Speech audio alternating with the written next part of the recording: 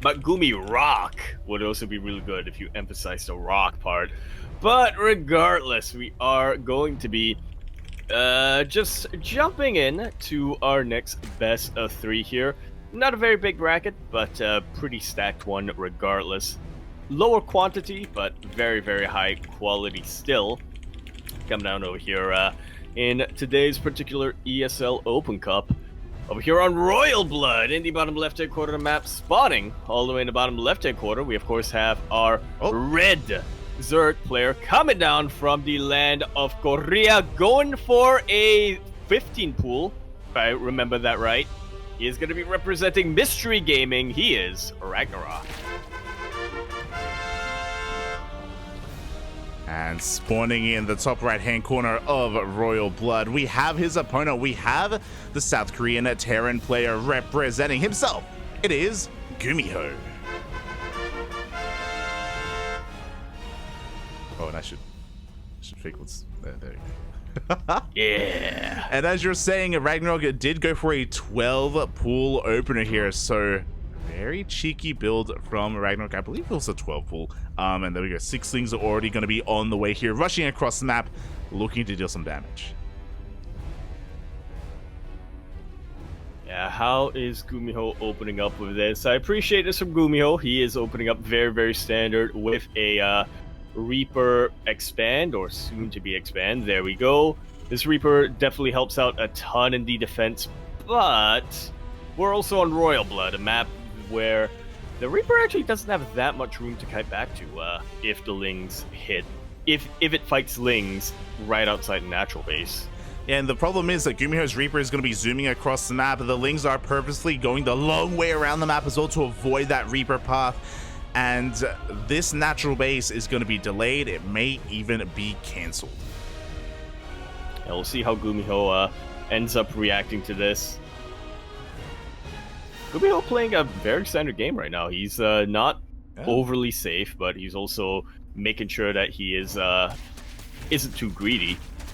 I like this. I like this quite a lot, going for the Marine follow-up after the Reaper, and then went to a little bit of a 1-1. We'll see if he decides to throw down the Starport first or the third CC. Yeah, meanwhile, GuMiho is trying his best here to deal with these Lings and try and save the CC. The CC is getting very, very low, but the SCV has arrived, and with the power of these Marines, it looks like he will hold on to it. Yeah, Reaper was forced to turn back around, but in the end, he will be able to secure that natural base. RagnaroK gets a full-on scout, and a little bit of lost mining time, but in the end, it's really no big deal here for GuMiho. Yeah, exactly. Very well handled. The CC is, of course, still delayed, and the structure itself is quite heavily damaged. But overall, I do think this is a better start for GuMiho. It was a big investment out of RagnaroK, and he has to do some other damage, and we can see the follow-up is going to be a Roach Warren. A very quick Roach Warren follow-up, yeah.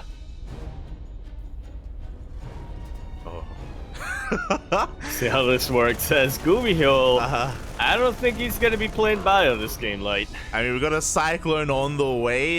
This could just be a safety Cyclone, to be fair.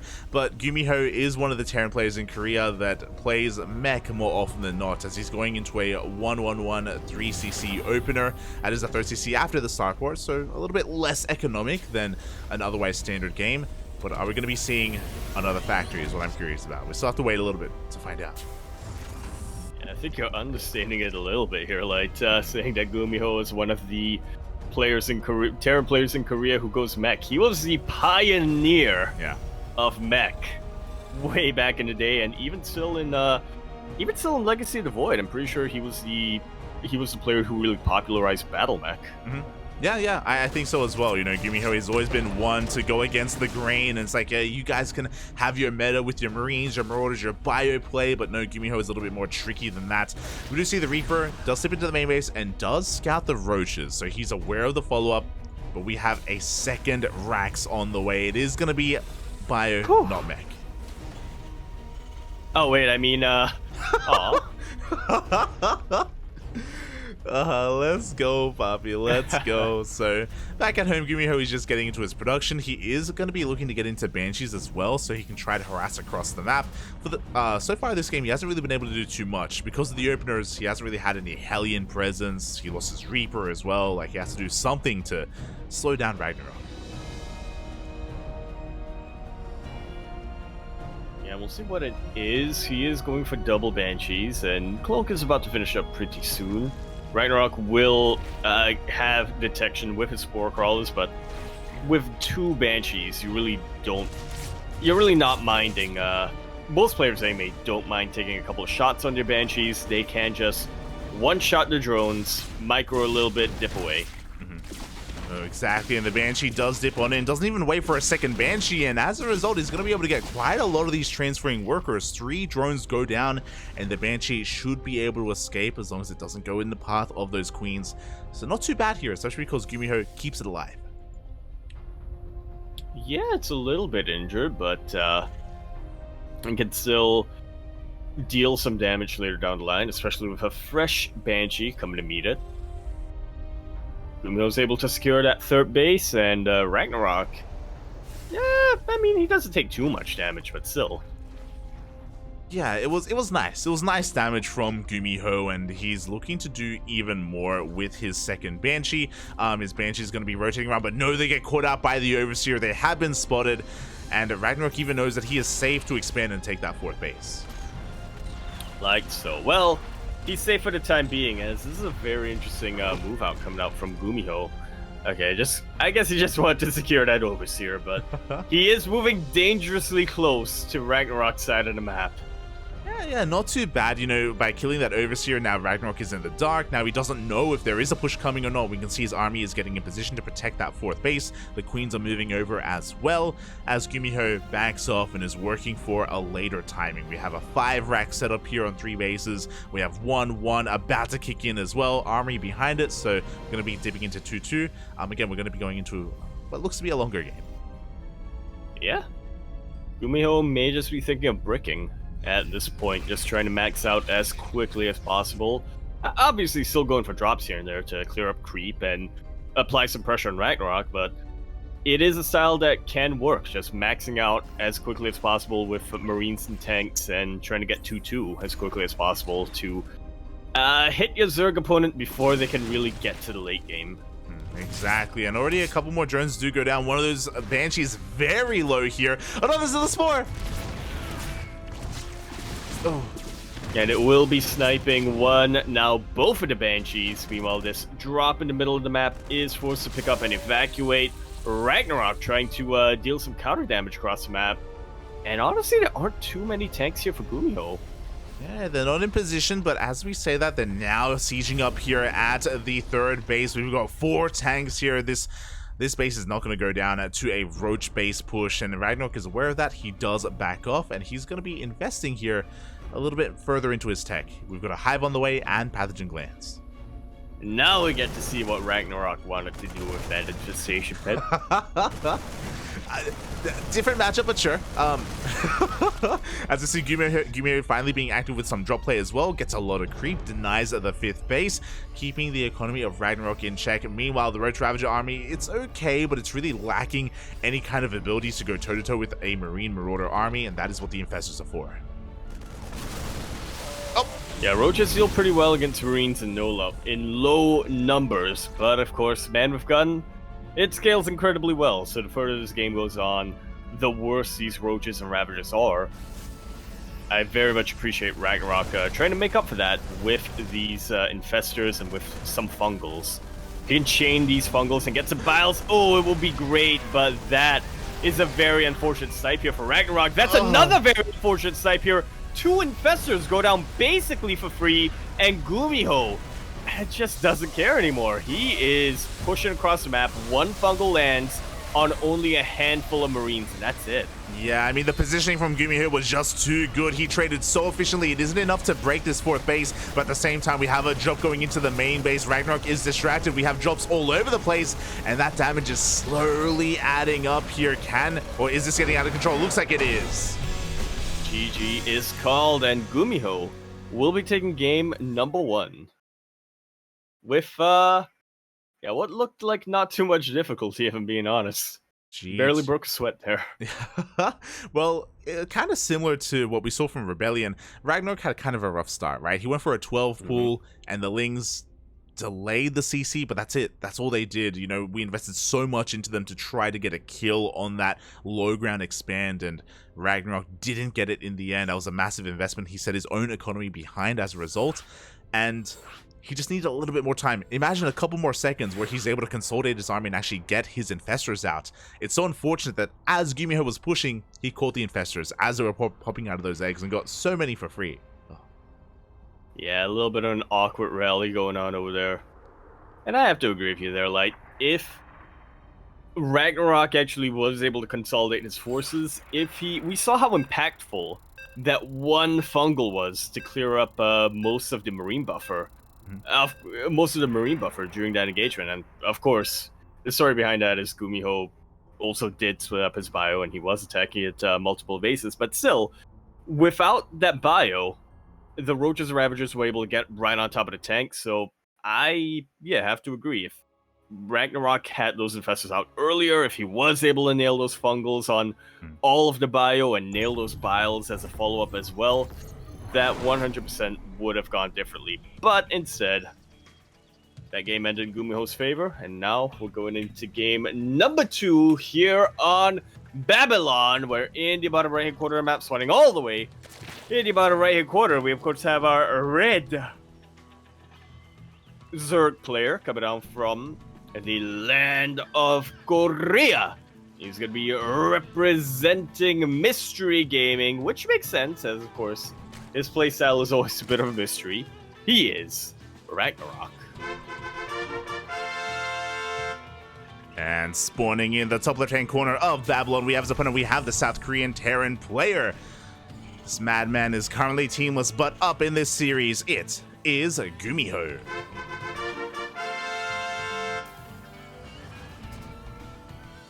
He's another one of those Korean players. There's not many of them, but GuMiho and Classic are the two that are such good players. They're so in form right now and are deserving to be on a team. Mystery Gaming picked up RagnaroK. Do they have room for one more? Do they have... Can they afford the GuMiho, Papi? We'll see. We'll see. We'll see. We'll see if they're able to afford the... if they're able to afford the sheer amount of towels they'll require. I was thinking the same thing. Part of his contract. Oh god, can they sustain the amount of towels that GuMiho goes through on a weekly basis? That is a good question. But yeah, again, definitely hoping for GuMiho to find a place somewhere on a Korean, a Chinese, or even a foreign team. We can see here he's a world-class player. He quite often goes for these deep runs in these tournaments, and likewise, he's even ahead in the series. Yeah. Already getting a pretty strong lead on one of the best players in Korea and one of the best Zerg players in Korea. Yeah, RagnaroK is top 3. He's up there with Solar and Dark. I would kind of rate RagnaroK higher than DRG right now, even though Dongregu is, of course, putting in the work as well and is a little bit active. But we'll see how this all does unfold, as we do see this time RagnaroK going for a standard opener. No 12 pools, Hatchgas pool instead. Yeah, and this is definitely going to allow him to keep his resources a little bit more intact at the start of the game. GuMiho dips in with the Reaper, makes sure that it is in fact going to be a hatch first coming out from RagnaroK, even able to snipe one of his links. If he can get the tumor, that would be GG, but instead GuMiho decides to check for a third base, which is safer. Yeah, he's a little bit more conservative with his Reaper. I mean, got a Ling, which is already more than we usually see here at this level of play, so not too bad here from GuMiho. Meanwhile, we have the follow-up once again. I mean, game 1 it made sense because of the aggressive opener from RagnaroK, but here in game 2, another 1-1-1 opener, no fast third CC. Yeah, I'm liking this from GuMiho. I feel like we've been seeing a lot of more economic builds coming out from Terran players lately, and I'm confused about it. Here we go! Oh, no, he cancels it. He cancels concussive shells. God damn it. I mean, he's still making the Marauder. To be fair, this is the beginnings of a Hellbat Marauder push, which can be quite economic as well, but we'll see if he does restart that concussive shell. He may be waiting to make that Viking first to kill the Overlord to make sure it goes unscattered. Yeah, that would definitely make a lot of sense here. So far, as long as... Oh, he's trying to hide the Marauder as best he can. RagnaroK turns around and has absolutely no idea what's coming his way. I was going to say, so far, this looks like a bit of a more standard 1-1-1, right? Where you're coming at your Zerg opponent with Hellions, you make that one Viking, and then you either go for Banshees or Liberators as a bit of a follow-up. RagnaroK has no idea what's coming his way. He's going for the Roach Warren. Yeah, Roach Warren is on the way, which can help. Don't get us wrong. It will help against Marauders and Hellbats. We'll see how many Roaches he gets out in time. Meanwhile, Concussive Shell has been delayed, but it should finish up by the time Simon gets across the map, as the Armory as well is on the way. This is going to hit hard, and RagnaroK has no idea it's coming. Yeah, Concussive Shell has a surprisingly short research time. Oh, yeah. He's going for the Queens. Yes, I do get surprised. The Queens with very low energy do get targeted down immediately. The other Queens are very far out of position. Armory isn't quite done yet. Maybe GuMiho hit a little bit too soon. Somehow the Medevac survives. Nope, not anymore. Medevac does get targeted down. There are those Hellbats that we were talking about as well. The Marauders are trying to focus on as many Queens as they can, and it looks like they will get another 2 here. But the Roaches are coming out in time, and RagnaroK hasn't lost any drones. Yeah, funnily enough, GuMiho was fighting the Roaches with his Hellbats and attacking Queens with his Marauders instead. In the end, he's able to get a decent amount of damage done, but I don't know. I feel like if he fought with his whole army at once, maybe he would have been able to keep this going. Yeah, this would have been fine if this was the 3cc variation of the Hellbat Marauder push. Cure likes to do it every now and then, at least once a week. But alas, here he was that much more committed, that much more all-in, and now he's vulnerable to the counterattack. The Roachling does come across the map. The Hellbats go down, the Marauders as well, and RagnaroK is looking to take control of the natural. Yeah, a lot of Lings do go down to the Hellbats, but in the end, they were able to tank a couple of shots from those Marauders. GG is called. RagnaroK will be tying up our series sideways 1-1. GG. That Roach Warren did finish up just in time, and he was able to buy enough time for those Roach reinforcements to come out in the end. Ooh, GuMiho, again, with that 1-1-1 opener, with that 1-1-1 variation of the Marauder Hellbat push, he had to do more damage than just killing Queens. He killed a lot of Queens, but no workers, no economic damage. Yeah. That's a build where you gotta kill. You can't just, you can't just wound or maim. And you gotta do... I don't know what I'm going with here. Analogy. So good, Bobby. You can't... No half measures, you know? You can't just kill the queen and have it... And leave it at that. You have to go after the little ones, too. The heirs. That's the word. Yeah, you gotta go full Anakin on him, Bobby. You go full Anakin. Yeah. Yeah, GG, well played. RagnaroK was able to defend in the end, and now we have ourselves a series. We are tied up 1-1. And this is our ace. One more match to determine which one of these players will make it to the semifinals. Again, we mentioned it a little bit, but yeah, we do have a much smaller bracket coming in today. But yeah, thankfully the quality of the games are still very, very high. The quality of the games and the players. Winner of this will go up against either Classic or Hero in the next round. And one of them maybe spawning over here in the bottom right-hand corner of the map, spawning all the way in the bottom right-hand corner, where we have our red Zerg player coming out from the land of Korea, representing Mystery Gaming. We have RagnaroK.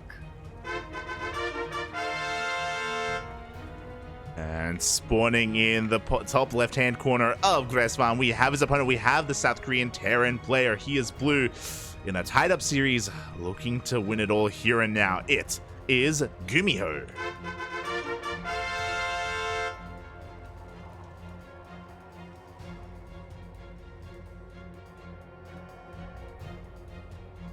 Yeah. Hmm? Yep. Erebus here saying he'd pick up GuMiho, but couldn't quite afford the amount of custom embroidered towels here for him. That's actually an idea. I'm surprised KJ didn't.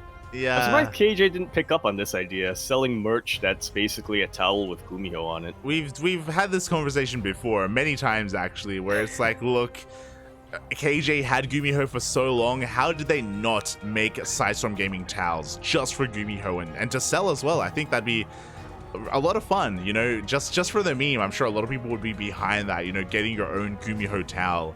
I feel like it was a missed opportunity.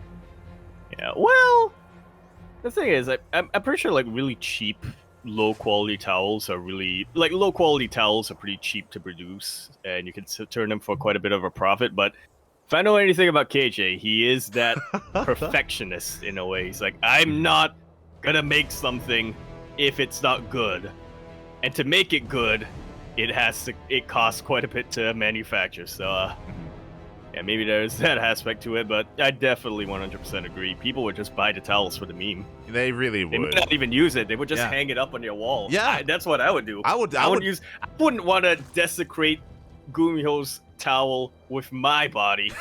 I just hang it up on the wall behind me. I'm not even a Terran player, and I would my get fluid. I would get GuMiho's towel as well. No, I'd buy it, and then if I ever go to an event where GuMiho's there, I'd get him to like wipe his brow with it or something, you know? Like, Oh. And then you'd squeeze that into a jar. That's too far, Yaku. That's too far. But at the same time, I also imagine that KJ wasn't. GuMiho. God damn it, Yaku. I can't imagine KJ was too concerned with merchandise and with making a profit, because you know he does own his own company. Like he's not really hurting for that sort of thing. So I guess there was no like pressure on him to do that. Yeah. But it would have been nice to have seen it. Would have been nice. Yeah. He does own multiple cars. He does. He's a rich man. He let True drive one of them. He did. If I remember correctly. He wasn't concerned about. Yeah. And he wasn't concerned about True crashing. He should have been. He should have been. He really should have been. I guess he would have been like, "Mate, I'll just get another car. It's fine. Don't worry about it." God, imagine True behind a wheel, mate. That's the. Oh God. As we do have once again pretty standard openers, Hatchcat's Pool coming out from RagnaroK. GuMiho once again a 1-1-1 opener, so a little bit more aggressive. Going for that Tech Lab, not going for the add-on swap. He's going to be going Banshee Hellion. Again, quite aggressive here from GuMiho. Oh! Yeah, and again, something I definitely appreciate. He is not like all the other Terran players nowadays, at least in Korea, who goes for very greedy and economic builds. GuMiho wants to deal damage across the map. He knows that he doesn't have to make SCVs if he can kill his opponent's workers. And that's why I'll always respect GuMiho. You're shaking my head, Yaku. He's giving you excuses to not drone. God damn it. As RagnaroK did lose a couple of drones in the end, the Roach Warren was scouted as well. And there are no Evo chambers. RagnaroK is going for a very early Roach push here. Unfortunately for RagnaroK, he gambles a little bit wrong because we already have Banshees coming out, and they're going to be able to make short work of these Roaches, and yep, they force them back. Yeah, I guess that's something that should also be mentioned, is that because GuMiho isn't going for economic builds and whatnot, he knows, or it's not so much that he knows he has to play safe, but rather he has the opportunity to make sure that he's playing safe. So he goes for these Banshees, which, as we just saw, are great in a Roach defense, and also provide him a little bit of an opportunity to go across the map and harass as well later down the line. Yeah, so really good game sense, I should say, from GuMiho to be able to go into game number 3 and go for this specific build. It does mean that RagnaroK is a little bit behind. He lost drones, of course, but he also invested into the Roach Warren, invested into these Roaches specifically to be aggressive, and he didn't do any damage across the map. He was deflected before he even made it halfway across the map, so really strong start here from GuMiho. Yeah. And GuMiho's doing that cure thing where he keeps some of his Hellions alive for the eventual 1-1 timing push. We Exactly. Now GuMiho is going to be getting his third base up and running as well. His additional Vaxes are on the way, so it's going to be bioplay, not mech, unfortunately, Kappa, as RagnaroK is going to be mixing it up instead. His fourth base is a little bit delayed, but it's delayed because we are taking up in quite a different direction. That is, in fact, a Spire that got thrown down. It's something that can 100% catch GuMiho off guard if it goes unscouted. RagnaroK is doing such a good job of zoning these Banshees away from his natural base, but they're still looking to slip in, and yeah, that Spire is actually in a very, very open position. Yeah, I love this creature by the others, but oh, that's a cancel as well. Nicely done by these Banshees. They do slow down the economy of RagnaroK, but they don't get into the natural, they don't scout the Spire. Yeah, canceling that fourth base is negligible right now for RagnaroK because that Spire finishes up, and GuMiho has no idea about it. There are no turrets back at home. The anti-air with his army is purely Marines, which is pretty good anti-air, to be fair. But it also means that he's not going to be able to dive into creep like you normally would going for a Marine tank push like this. He does have to keep a couple of them in the back line in order to protect the tanks. Oh, he really does. Meanwhile, the double drop does come across the map, does trade with the Lings, with the Roaches. Mutas are popping out, and they still haven't been revealed. RagnaroK has to make a choice, and it looks like he wants to go for the Medivacs. Well, he might as well. This is a decent chunk of supply that GuMiho has in these Medivacs that he's going to be able to pick up basically for free. Nice drop here from GuMiho. Will be able to elongate the length of how long these Marines survive. The lifespan of these Marines. That's what the word I was thinking of. Hey, something long is on your mind, mate. But yeah, it does kind of buy GuMiho a little bit of time here to prepare back at home, and the turrets finish up just in time. Very quick reaction out of GuMiho to get these up and running. As a result, RagnaroK doesn't do too much economic damage, but at least he does shut down that drop. Meanwhile, across the map, 7 drones do go down to the Banshees. Yeah, this is exactly what you want to be utilizing your Mutalisk for at this stage of the game. Not just taking out these Banshees, not just going across the map and dealing some damage, because a lot of times they're kind of expecting your Terran opponent to have static defenses and missile turrets ready. But you can just be very active on the map, and you can shut down drops that are designed to clear up creep like this. Yeah, exactly. The drops are cleaned up, the Banshees as well. Meanwhile, here we go. We do see a fight ensuing in the middle of the map, but RagnaroK has to back off. He doesn't want to fight off of creep. GuMiho, likewise, also has to be careful because he doesn't have the best army right now. He's actually transitioning into Thor production.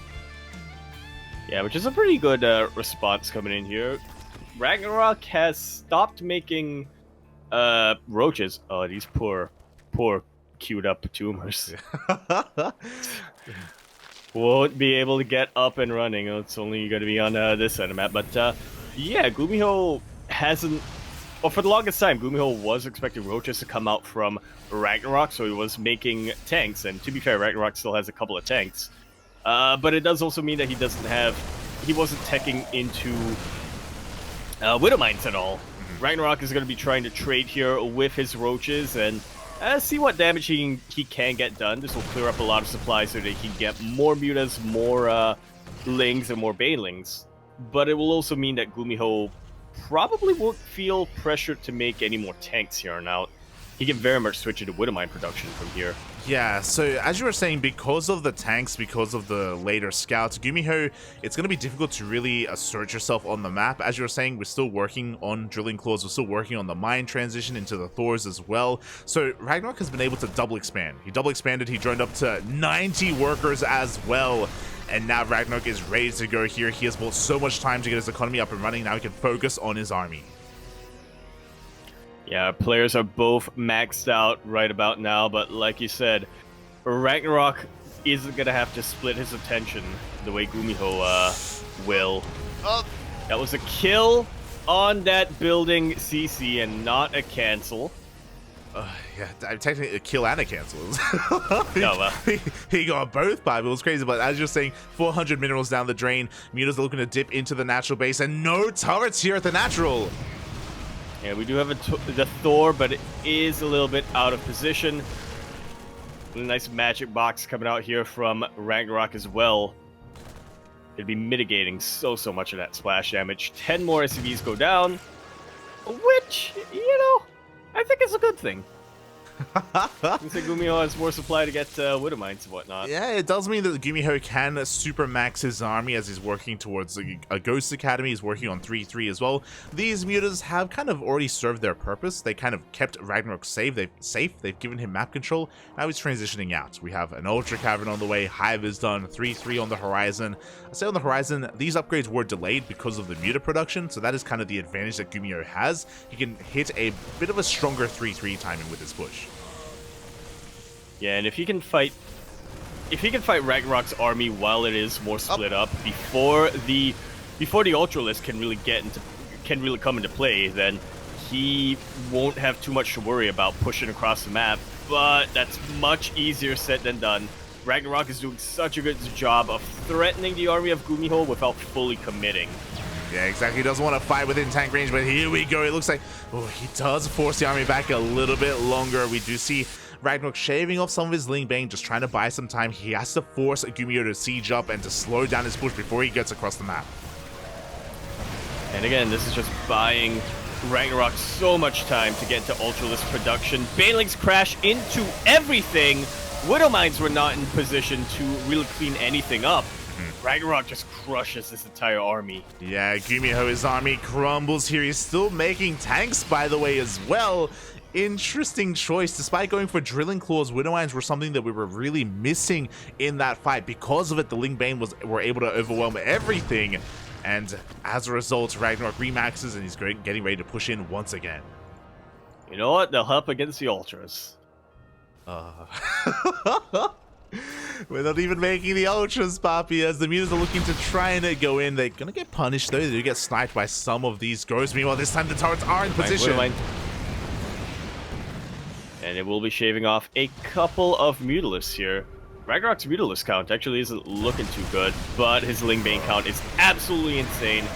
Once again, where are the Widow Mines? Is what we're going to have to be asking. The Lings get right on top of the tanks.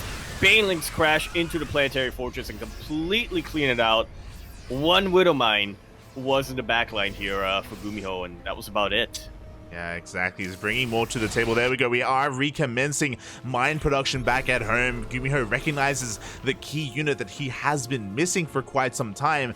But by this point, he's already sustained so many losses. He is down to 62 workers. And now RagnaroK can start building those Ultras. Yeah, 3 of them at a time. RagnaroK's base count is also looking absolutely insane right now. It's basically a double or more than double the base count of GuMiho. Yeah, he's got his side of the map, and he's even taking one of the center base, or both center bases at the same time as well, so taking some of GuMiho's potential CCs. Meanwhile, the mutas are once again stepping into the main base, looking to go for a counterattack. We have Blue Flame on the way. GuMiho trying to go for an interesting transition here. You know what? Blue Flame Hellions and Blue Flame Hellbats will make very short work of the Lings. What about the Banelings? What about the Ultralisk that GuMiho now confirms? I like this. He hasn't neglected Ghost production.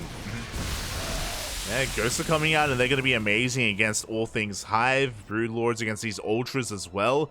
But, oh no, are they going to help against this? Because we have a massive Doom Drop going into the main. And there's no vision on this side of the map here for GuMiho. There is a sensor tower, but it is not gonna cover this side of the map. Funnily enough, RagnaroK's kind of inadvertently bringing GuMiho to this side of the map, but he's still done a great job of hiding his tech. There are a lot of missile turrets, though.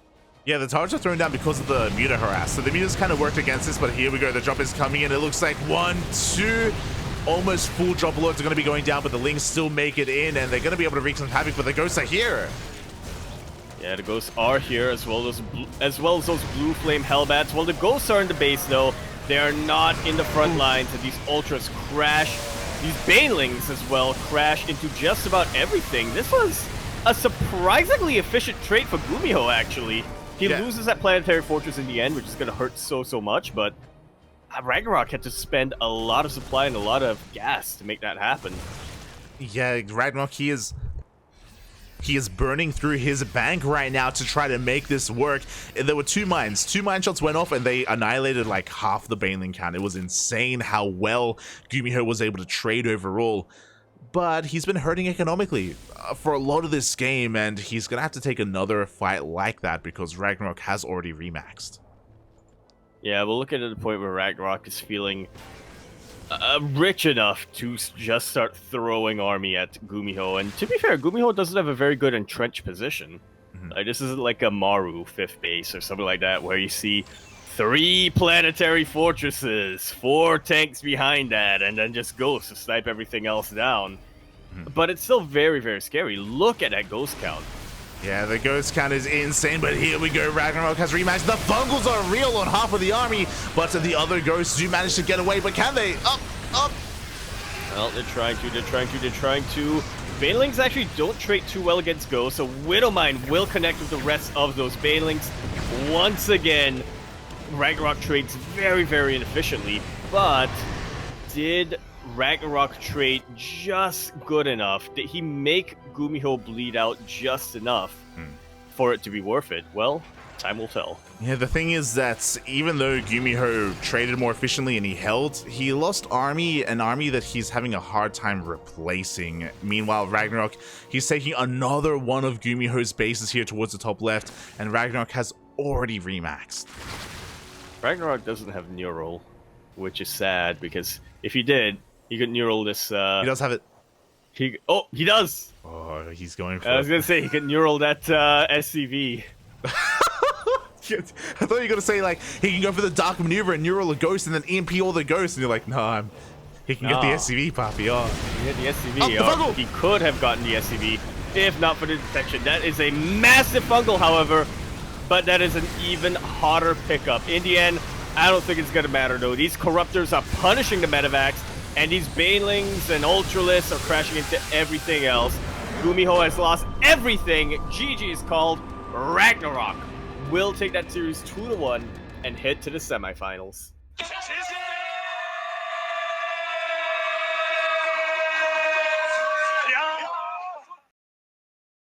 Wow, 643 APM was what RagnaroK was working with that last game. That is fast, even for Zerg standards. GG, well played. Congratulations to RagnaroK as he does take the series. In the end, we saw that it was really his economy that was powering him through that. Even though we saw GuMiho have some decent holds and have some decent fights, he couldn't rebuild anywhere near as quickly as RagnaroK, as he just constantly remaxed with more and more Ling Bane. Towards the end there as well, we saw that money fungal on those ghosts, and I don't know if you noticed, but after the fungal ran out, he did pick up the ghosts in those Medivacs, and immediately the Medivac died to the Corruptors. The Medivac died to the Corruptors. Yep. Yeah. Immediately it went down. I was like, ay, oh my god. That's a feeling that would hurt if I'm not numb to it at this point. You're like, it's what I expect. Yeah. It's one of those things where it's like, yeah, I've been there many times, GuMiho. That's you know what happens? It's not very common to see Corruptors being thrown into an army composition like that, but if you have the supply to spare, then if you have the resources and you have the supply to spare, then I think you might as well. Corruptors can absolutely shut down. I think they were mostly made for Liberators more than anything else, but they can absolutely shut down Medivacs as well. They can cut off any sort of retreats that the Terran player tries to go for with those hot pickups like we just saw. And yeah, that was a really smart move there from RagnaroK. Really great. Like you said, really good engagements by GuMiho, but in the end, he just ended up losing that war of attrition, and as a result, RagnaroK will be moving to the next round, where he will be facing not Hero, but Classic, who took out Hero 2-0.